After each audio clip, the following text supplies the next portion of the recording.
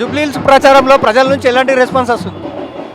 వాస్తవంగా ఏ గడపకు వెళ్ళినా ఏ ఇంటికి వెళ్ళినా ఇది ప్రత్యేకమైనటువంటి వాతావరణం అయితే కనిపిస్తూ ఉంది. ఎన్నడూ లేని విధంగా ఈ ఎన్నికల్లో ప్రజల నుంచి స్పందన కనిపిస్తూ ఉంది.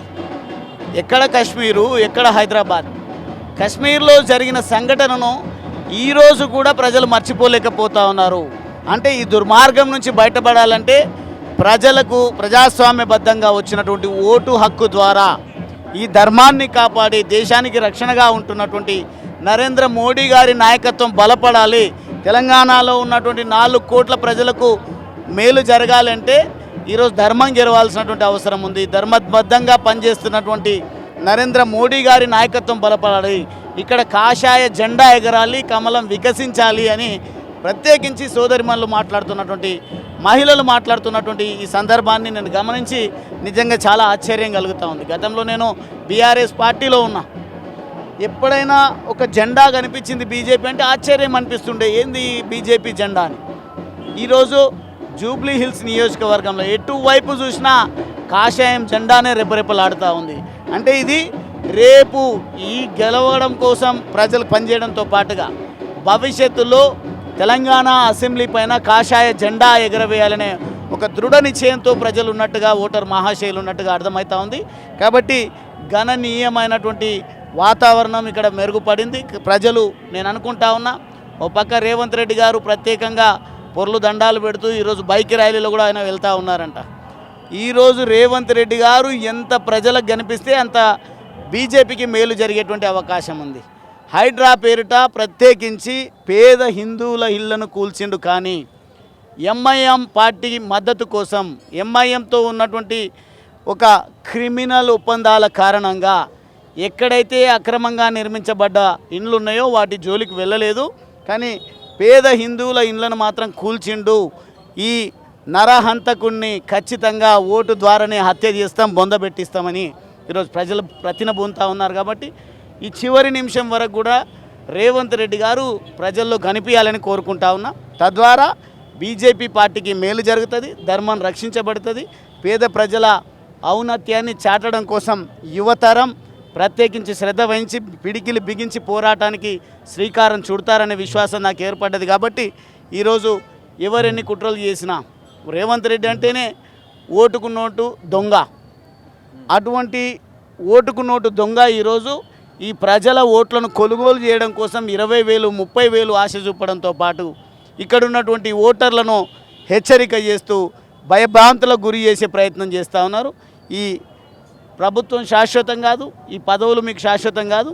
ప్రజాస్వామ్యంలో ఖచ్చితంగా ప్రజలు తమకున్న ఓటు హక్కు ద్వారా కర్రు కాల్చి వాత పెట్టడం ఖాయం. ఇక్కడ కమలం వికసించడం ఖాయం. ఇక్కడ జూబ్లీహిల్స్లో మైనార్టీ ఓట్లు ఎక్కువగా ఉన్నాయి. బీజేపీకి ఎంత మేర ఓట్లు పడే అవకాశం ఉంది? నేనైతే నాకు కొంత గుంజాయిష్ ఉంది. ఎందుకంటే నేను పూర్తిగా ఇంకా కాషాయ జెండాను ఎత్తి బండి సంజయ్ గారిలాగా, కిషన్ రెడ్డి గారిలాగా నడవకపోవచ్చు. కాబట్టి నాకు కొంత గుంజాయిష్ ఉంది. కారణం ఏంటి అంటే త్రిబుల్ తలాక్ను ఎత్తేసినటువంటి ఘనత బీజేపీ ప్రభుత్వానికి. కాబట్టి కొంత వస్తాయేమో అనే ఆశ ఉంది. కానీ కరాఖండిగా ఏమీ అవసరం లేదు. హిందూ బంధువులందరూ ఏకమైతే చాలు, ధర్మాన్ని కాపాడుకుంటే చాలు, భారత జాతి గౌరవాన్ని చాటి చెప్పేటువంటి ప్రయత్నం చేస్తే చాలు. ఆ ఓట్లు మీరు అన్నట్టుగా మైనారిటీ ఓట్లు ఎక్కువ. ఎట్లా ఎక్కువ? మీ పేరేం పేరు? నిర్మోమాట నీ పేరు చెప్పండి. రాజు. ఎన్ని ఓట్లు ఉన్నాయి మైనారిటీలకు ఇక్కడ? యాజ్ ఎ జర్నలిస్ట్ మీకు అన్నీ కూడా తెలిసి ఉండాలి. 1,00,000 ఓట్లు మాత్రమే మైనారిటీ ఓట్లు ఉన్నాయి. 3 లక్షల పైచిలకు హిందువుల ఓట్లు ఉన్నాయి. కన్సాలిడేట్ కావా? కేవలం ముస్లింల ఓట్లను కన్సాలిడేట్ చేసుకోవడం కోసం వివిధ వేషాధారణలతోన వివిధ పార్టీలు రావచ్చు. కానీ చాలా స్పష్టతతోన జై హనుమాన్, జై శ్రీరామ్ అని ధర్మం కోసం మాట్లాడుతున్నప్పుడు జై హింద్ అనే నినాదం అందరినీ కనెక్ట్ చేస్తుంది అనేది మాత్రం నా భావన. కాబట్టి వాళ్ళు ఎంతైతే ప్రయత్నం చేసి 2 పార్టీలు చీల్చుకుంటున్నాయో అంతకంటే కన్సాలిడేట్ అయి బీజేపీకి పూర్తి స్థాయిలో ప్రజల మద్దతు దొరుకుతుందనేది మాత్రం నా విశ్వాసం. అంటే కేటీఆర్ గారు మాట్లాడుతూ ఓన్లీ బీఆర్ఎస్ కాంగ్రెస్ మధ్య పోటీ అని మాట్లాడుతున్నారు.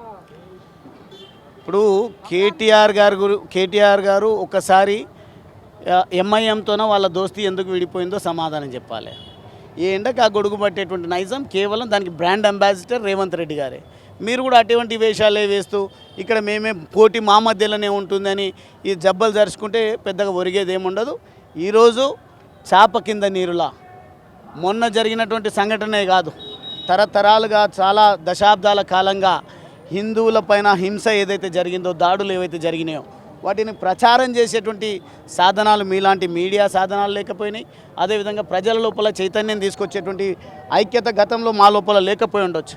ఈరోజు ఏ తమ్ముడిని, ఏ అన్నను, ఏ చెల్లిని, ఏ అక్కని తట్టినా మేమందరం ఒకటే కదా బిడ్డ, మనమంతా ఒకటే కదా బిడ్డ, మాకు తెలియదా మోడీ గారు ఏం చేస్తున్నారు?